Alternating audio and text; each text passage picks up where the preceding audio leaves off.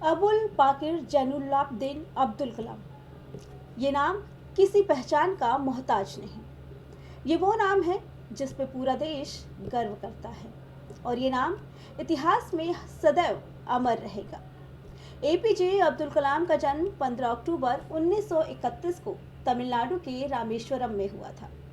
हर साल दुनिया भर में इस दिन को विश्व छात्र दिवस के रूप में मनाया जाता है। डॉक्टर एपीजे अब्दुल कलाम के पिता जैनुलाब्दीन नाविक और माता आशियम्मा के अलावा घर में 5 भाई बहन और भी थे। इसमें सबसे छोटे अब्दुल कलाम थे। इनका पूरा बचपन सिर्फ संघर्षों से भरा था। आर्थिक स्थिति इतनी मजबूत भी नहीं थी कि वो कहीं आने जाने का खर्च उठा सके। पढ़ाई लिखाई के लिए भी लंबी दूरी तक पैदल यात्रा करते थे। आर्थिक सहायता के लिए शहर में वो अखबार भी बांटते थे। रामेश्वरम से पढ़ाई पूरी करने के बाद त्रिची के सेंट जोसेफ कॉलेज से उन्होंने साइंस डिग्री हासिल की। इसके बाद 1957 में मद्रास इंस्टीट्यूट ऑफ टेक्नोलॉजी से उन्होंने एरोनॉटिकल इंजीनियरिंग की डिग्री हासिल की। पढ़ाई लिखाई के साथ साथ उनको बचपन से ही रॉकेट, हवाई जहाज और अंतरिक्ष में विशेष रुचि थी। डीआरडीओ के अलावा इसरो में उन्होंने लगभग 4 दशक तक काम किया। इसके साथ ही जुलाई 1992 से दिसंबर 1999 तक अब्दुल कलाम रक्षा मंत्री के वैज्ञानिक सलाहकार रहे। 1998 में भारत ने पोखरण में दूसरा सफल परमाणु परीक्षण किया। एपीजे अब्दुल कलाम भारत के 11वें राष्ट्रपति रहे।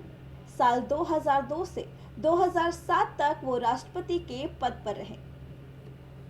इसके अलावा एपीजे अब्दुल कलाम एक भारतीय एरोस्पेस वैज्ञानिक भी थे जिनका योगदान आज भी याद किया जाता है। इनको भारत के सबसे प्रतिष्ठित वैज्ञानिकों में से एक माना जाता है क्योंकि इन्होंने 30 विश्वविद्यालयों और संस्थानों से मानद डॉक्टरेट की उपाधि हासिल कर रखी थी। सिर्फ भारत में ही नहीं, दुनिया भर में इनकी एक अलग पहचान रही है। एपीजे अब्दुल कलाम को पूरी दुनिया में भारत के मिसाइल मैन के नाम से जाना जाता है। अगर अन्य उपाधियों की बात करें तो 1981 में डॉक्टर एपीजे अब्दुल कलाम को प्रतिष्ठित नागरिक पुरस्कार पद्म भूषण पुरस्कार मिल चुका है। इसके अलावा 1990 में पद्म विभूषण और 1997 में सर्वोच्च नागरिक पुरस्कार भारत रत्न से भी उन्हें सम्मानित किया जा चुका है। भारत के लिए कई लिहाज से एपीजे अब्दुल कलाम खास हैं और कईयों के लिए एक प्रेरणा भी हैं। उन्हें जनता का राष्ट्रपति भी कहा जाता है और लाखों लोगों के लिए अब्दुल कलाम एक आदर्श भी हैं। डॉक्टर एपीजे अब्दुल कलाम को असफलताओं ने कभी निराश नहीं किया और ना ही सफलताओं ने उन्हें आत्ममुग्ध किया।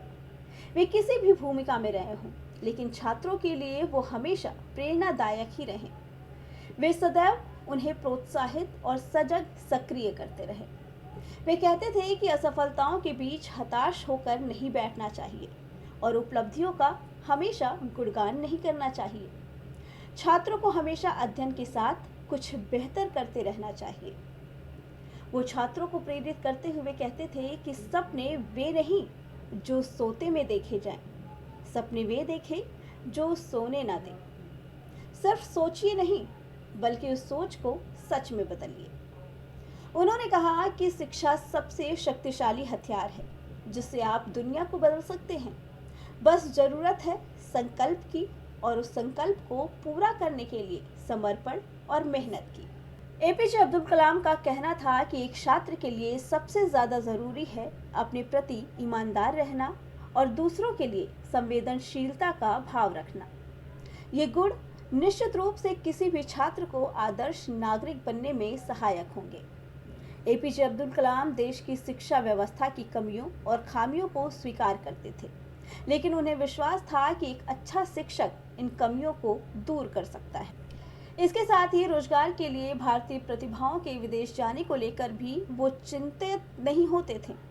उनका मानना था कि ऐसा देश जहां इतनी बड़ी संख्या में इंजीनियरिंग, मेडिकल और अन्य क्षेत्रों में छात्र निकल रहे हैं, वहां से अगर कुछ विदेश चले भी जाते हैं तो उससे चिंतित होने की आवश्यकता नहीं।